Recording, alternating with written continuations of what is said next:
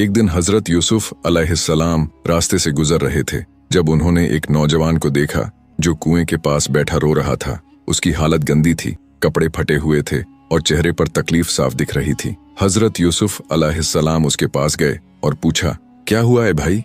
वो कांपती आवाज में बोला, मुझे मेरे अपने भाइयों ने निकाल दिया। उन्होंने कहा, मैं किसी लायक नहीं, अब न घर है न रास्ता। हजरत यूसुफ अलैहिस्सलाम थोड़ी देर खामोश रहे, फिर मुस्कुराए। मैं भी एक वक्त इसी कुएं में फेंका गया था, अपने ही भाइयों ने।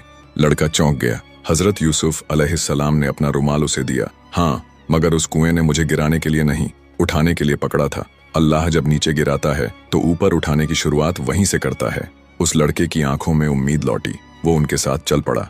कुछ दूरी पर एक गांव था जहां एक गरीब औरत अपने बीमार बेटे के लिए दवा मांग रही थी। किसी ने कुछ नहीं दिया। हजरत यूसुफ अलैहिस्सलाम ने अपने थैले से अनाज और कुछ सिक्के निकालकर उसे दिए। औरत की आंखें भर आईं। कौन हैं आप? हजरत यूसुफ अलैहिस्सलाम बोले, मैं वही हूं जिसे लोगों ने छोड़ा, लेकिन अल्लाह ने थाम लिया। थोड़ी दूर चलकर वो एक बगीचे के पास पहुंचे। वहां एक आदमी पेड़ काट रहा था और थक कर बैठ गया। वो कह रहा था, मेरा रोजगार खत्म हो गया, अब मैं क्या करूं?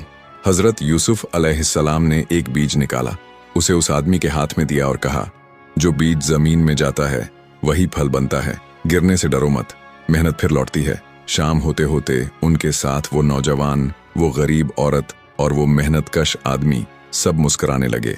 हजरत यूसुफ अलैहिस्सलाम ने उन्हें कुरान की एक आयत सुनाई, अल्लाह जिस पर चाहे रहमत करता है और जिसे चाहे ऊंचा कर देता है। आप भी सवाब की नियत से लाइक करके कमेंट में लिखेंगे माशाअल्लाह, तो इंशाअल्लाह आपको भी सवाब मिलेगा।